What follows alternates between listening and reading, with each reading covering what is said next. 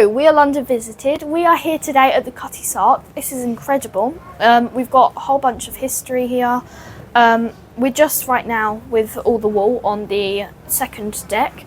And there's so much information all around, it's incredible.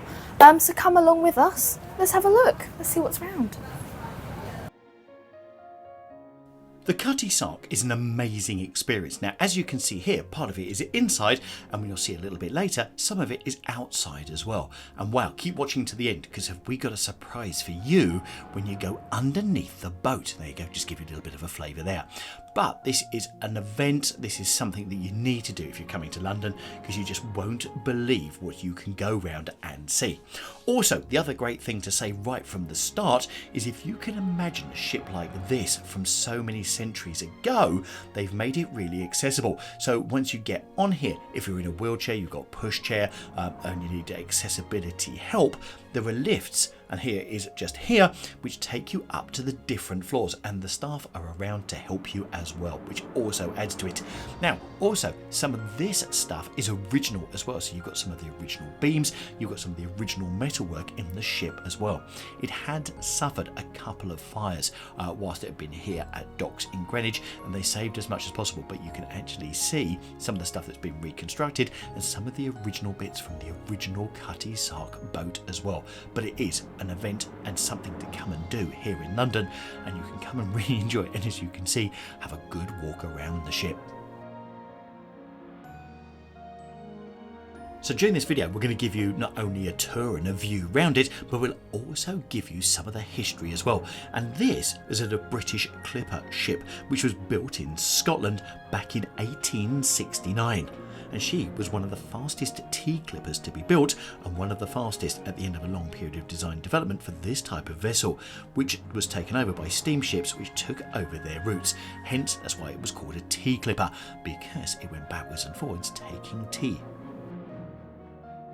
What's astounding is if you look at each of these squares, these will have all been a box of tea. So just imagine how many millions they would have carried in this ship going backwards and forwards across the seas.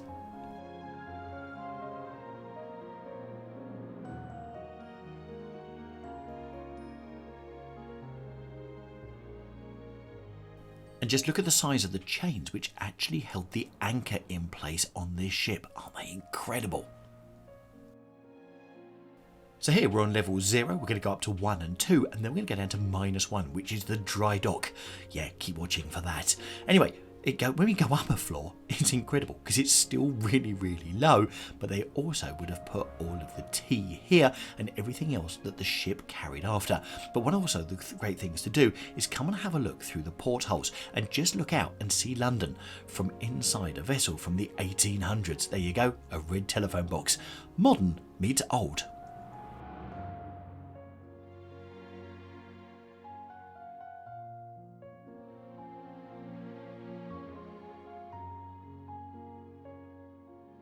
Now, if you're thinking you're going to come on a ship and it's going to be a boring old thing where you're going to look this, that and the other, actually it is really interactive. And can I also say they've used modern technology really well with the old style of the ship. And actually saw lots and lots of children here really enjoying themselves. You've got interactive tables, you've got all sorts of things that you can try, and it really is a brilliant place for everyone. But one of the things you need to do on this level is you need to keep ducked down, because as you can see, the ceilings weren't very tall, and believe it or not, this was the central hull where they used to load the ships up through the top, and we're going upstairs very, very shortly, but it just gives you an idea of the space as well. And can you imagine being on here and going from the UK to Australia and back, which took weeks? Wow. Not only have you seen a ship's log there, but also this is what they had for dinner. So you can pull out, there you go, you can pull out the drawers as Jaden is just showing you here, and you can see what they had for dinner whilst they were sailing around the world.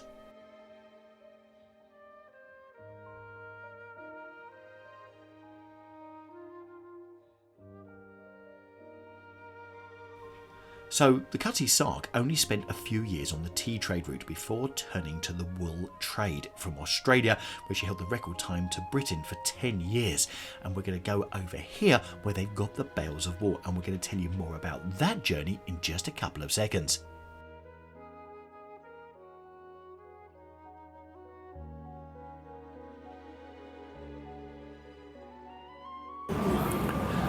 It's incredible to think that each one of these bales contains the wool from about 60 sheep. But here you've actually got the Australian wool timeline. So it starts in 1788 when sheep were brought with the first convoy of European settlers. Then in 1797 the first merino sheep were imported. 1805, merino sheep from the flock of George III are imported. Then 1807, Australian wool is sold in England for the first time.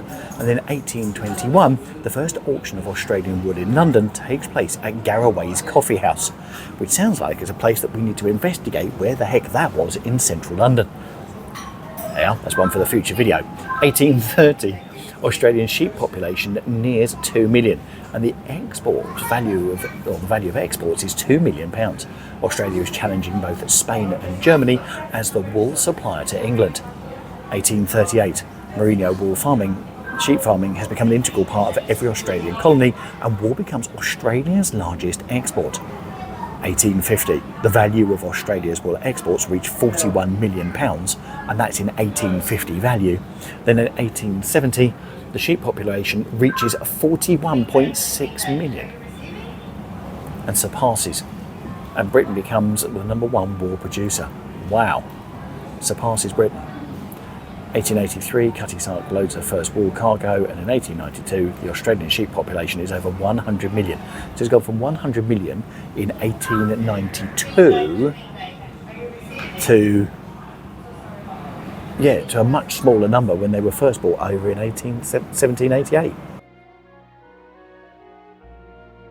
So can you imagine the ship transporting a piano like this? You'd certainly want to have that killed down, wouldn't you? You certainly wouldn't want to get to the other side of the world and find bits of the piano in pieces. Yeah, right, that's the lift that takes you up and down if you need that accessible help. And here you've got an idea of what people travelled with. You've got all sorts of things, including musical scores, you've got cigarettes, you've got matches, you've got all sorts of bits. So once again, it's a great place to come and learn how people lived and what they actually utilised whilst they were here.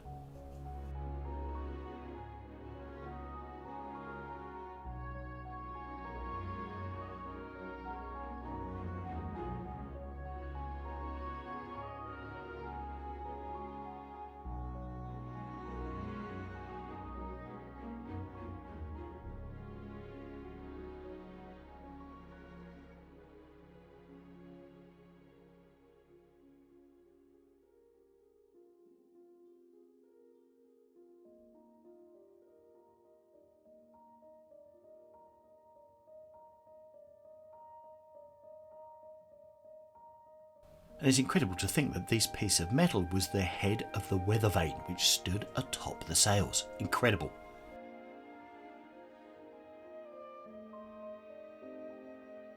Now, if you remember, I said earlier that actually you can go outside when you get to the top. Well, for me, this is where it really opens up.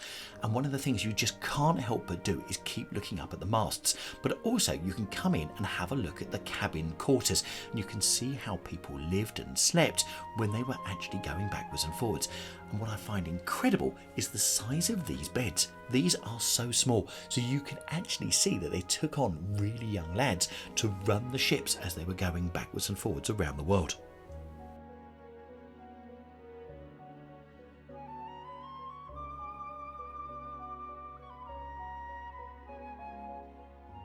So whilst at this end you've just got purely the bunks, go to the other end, you've got some more bunks, but they've got a checkers board and you've got their clothes drying there. So these are the sort of the conditions that the people that sailed the ship lived in as they went across the sea.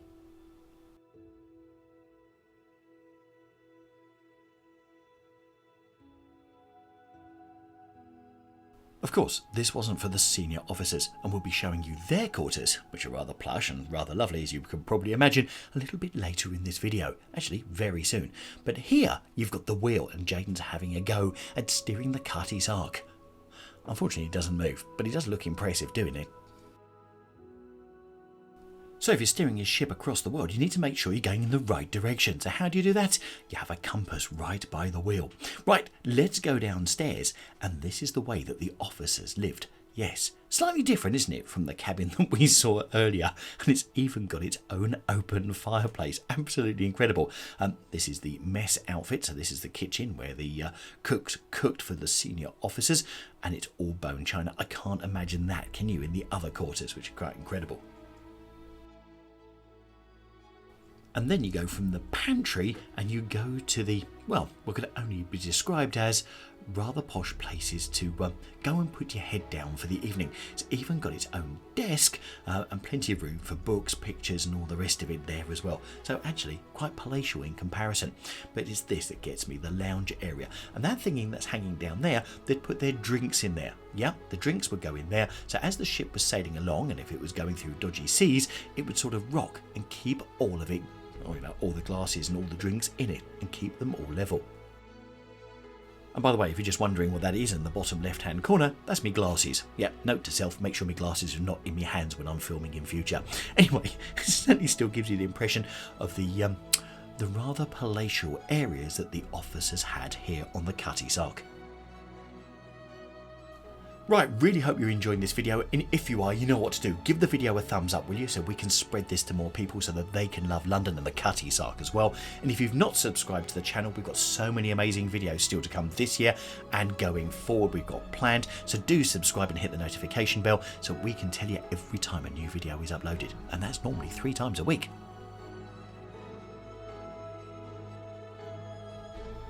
As I said earlier, one of the things you just can't help doing is just keep looking up at the sails, or looking up at the rigging where the sails were. Now, one of the things you can do as an extra bit here is actually you can go up to the first leg of rigging. If you look, there's a man that's sort of hanging up there.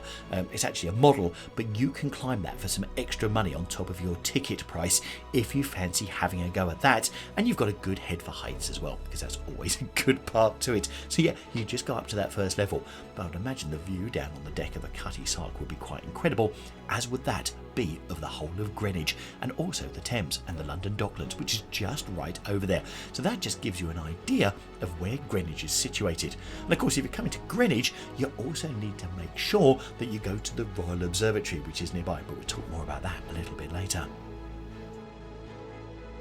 So if you wanted fresh food on the ship, what did you do? You bought live chickens with you. You kept them in this chicken coop and used them as you needed to. There you go. For me, this has got to be one of the best sights of the Cutty Sark. All of the rigging, and then look back over to Canary Wharf, because you are in the centre of London, and yet you've got this fantastic ship that is sitting here and open for you to come and tour. Love it.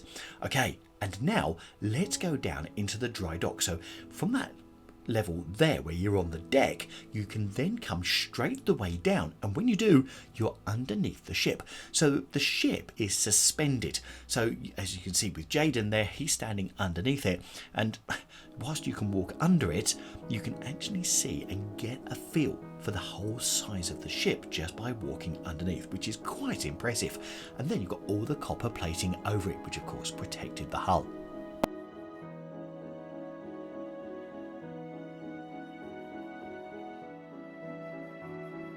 Now, as part of the tour, you also get to see a whole collection of ship's figureheads. Now, we're going to show you the Cutty Sark one near the end when we go to the front of the ship on the outside, and you'll get to see that. But these are all figureheads from different ships, and in many cases, these are the only things that still exist. Yeah, just the figureheads, but also stay watching, because we're going to show you a secret place that not many people go up to, where you get an amazing view, not just down over the figureheads, but also of the Cutty Sark as well.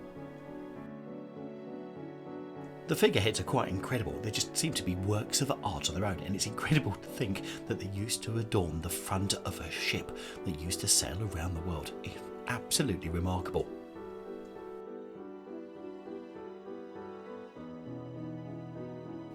So this is the place that not many people get to, because it's at the other end of the Cutty Sark, away from the exit, and lots of people just don't come here.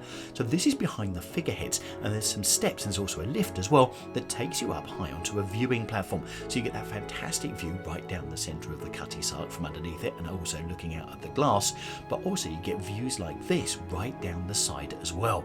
So whatever you do, if you're coming here, this is our secret London visited location, which we suggest you come to, because not only do you get great views, but you also get some amazing pictures as well. Also, if you're coming here, you're probably going to spend a good few hours having a look around. Jaden and I certainly did. But as you can just see there's a cafe and it's right underneath. And actually, I love the fact that you've got a table and chair and you're sitting underneath the suspended Cutty Sark. It's rather off-putting to start with, but it's okay after, honestly. And then as you leave the whole exhibition, you come up by the side of the plimsoll line at the back and the back rudder as well. And once again, you get views back down. And of course, when you come up, where do you come up? You come up by the exit and the obligatory gift shop. Yeah, absolutely. Gotta have that. So we've got a couple of bits which we're going to give away on the channel very, very shortly if we haven't already. But you can get some Cutty Sark memorabilia. Anyway, this is what the ship looks like from outside. These are all free views. So you don't have to go in there to get views like this. And just look at that gold lettering on the side. It is beautiful and it's so well preserved. They've done an amazing job here. And then you can get down to the other end of it as well, and you can look back on the Cutty Sark from the front. So there we're looking from the back. That's where Jaden was standing near the wheel, which is used to steer the boat. And then if you go down to the other side, you get views back of the Cutty Sark just like this. And you can see the figurehead there, the white figurehead, holding what looks like a brush. So what do you think of the Cutty Sark? What was your favourite bit of the video? Which bit would you rush to go and see? Do let us know in the comments down below. Be really interesting to see. Now, if you love getting around this ship, and as you can see, it really is, you can just travel around and walk around as much as you like, then you're going to love visiting HMS Belfast, which is on the Thames, right by Tower Bridge. So if you click on the video in the top right-hand corner, we'll see you in there.